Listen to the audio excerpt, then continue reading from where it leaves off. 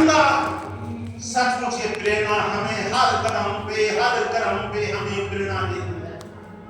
अगर हमारा मन साफ है, हमारा मन पवित्र है, तो हमें बाहरी सुंदरता के आडंबर की जरूरत नहीं है।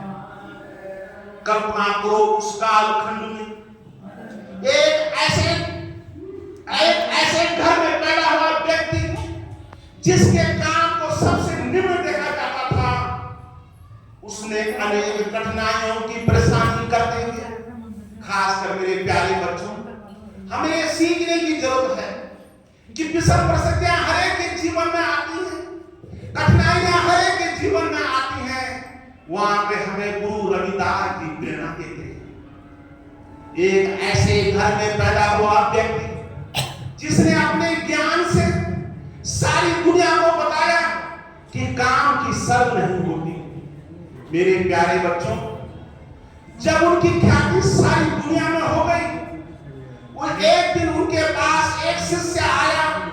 शिष्य बहुत सेठ था। उनका गुरुजी, आप मुझसे ये धन लीजिए, आप अपना ये कर्म छोड़िए।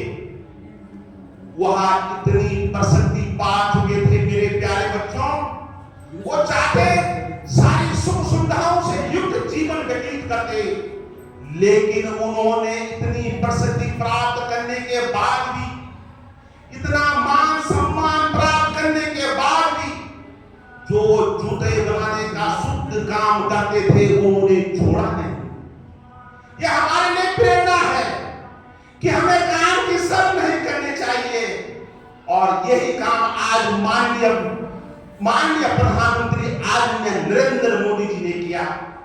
जब उन्होंने अपने हाथ में झाड़ू उठाकर सफाई करी, तो हर मन में, हर युवा के अंदर संदेश गया कि काम कोई छोटा बड़ा नहीं होता।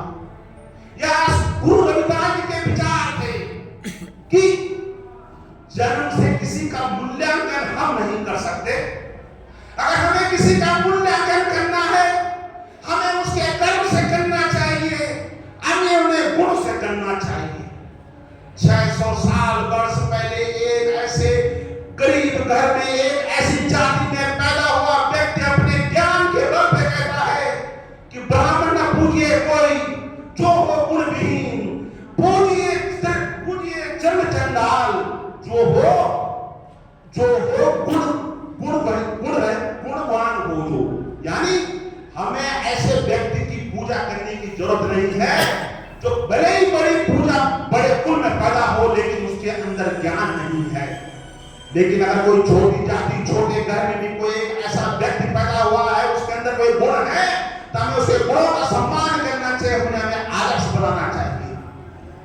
आज प्यारे बच्चों, उनका वो बेगमपुर का सपना कि हमें समाज के अंदर हमारा एक ऐसा शहर हो, एक ऐसा समाज हो जहां पे ऊंच नीच कुछ ना हो, जहां पे अमीर गरीब कुछ ना हो, जहां पे कोई टैक्स ना हो, जहां कोई अपने जीवन के हिसाब से अपना जीवन जी सके, समाज में बराबर रह सके।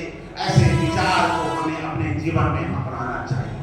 और सौभाग्य है हमारा कि आज गुरु रविदास जयंती के उस बेगमपुर के विचार को हमारे माननीय प्रधानमंत्री ने जब हर गरीब व्यक्ति का जनधन के आधार से खाता खोला, जब उन्होंने जिससे सरकार की सुविधाएं उस गरीब के खाते में जा सके, और उन्हें गरीब व्यक्ति को जिसके पास घर नहीं था घर दिया, पानी दिया, फ्री में बिजली दी, गैस का कनेक्शन दिया, उन्होंने श्री गुरु रविदास के विचारों को आज अपने जीवन में अपनाया, भारत के भाग्य को अपना बनाने के लिए किया।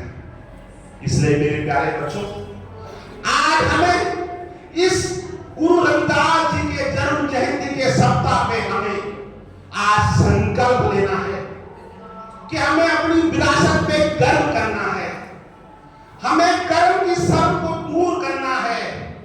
जो हमारा काम है उसको हमें सम्मान के साथ करना है। हमें एक ऐसे समाज के साथ आगे बढ़ना है जहां कोई छुआछूत न हो, जहां हम मिलकर काम करें, ऐसी हमारे अंदर भावना हो। उन्होंने कहा सबसे ज्यादा कमजोर वो है जो अपने को कमजोर मानता है। उन्होंने कहा सबसे बड़ा पाप यह है, बाप गरीब घर में पैदा होना नहीं है, बाप अपने को कमजोर समझना है।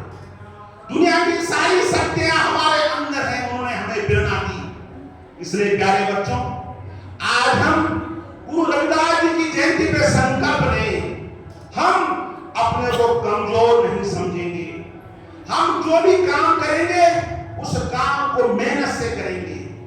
उन्होंने हमें विचार किया, जब उनके पास उस समय जो अपने को बहुत उच्च कुल के मानते थे, जो उन्होंने कहा कि हमारे बीच में ऐसा व्यक्ति कहां से पैदा हो गया जो हमें विचार दे रहा है। उन्होंने कहा मंदिर क्यों नहीं जा रहे हो, पूरा क्यों नहीं कर रहे हो। उन्होंने कहा मैं जिस धर्म का काम करता हूं यही मन से कर रहा हूं, यही मेरी पूजा है। जिस हथियार से कर रहा हूं, जिस औजार से कर रहा हूं, मेरी जप है, वही मेरी माला है। इसलिए प्यारे बच्चों, आज हम इस जन्म जयंती पे संकल्प लें, हम जीवन में जो भी काम करें उसको पूजा के रूप में करें।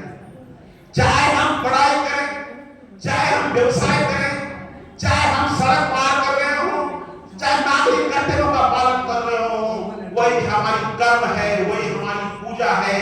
हम समाज में मिलकर एक राष्ट्र के निर्माण के लिए काम करें, मिलकर रहें, एक भारत श्रेष्ठ भारत के लिए करें। यही हमारी आज परम श्रद्धेय गुरु रविदास जी की जयंती पे हमारा संकल्प हो। मेरे को आपके बीच में आज मौका मिला अपने विचार रखने का, मैं सचमुच धन्य हो गया। आपका कोटि कोटि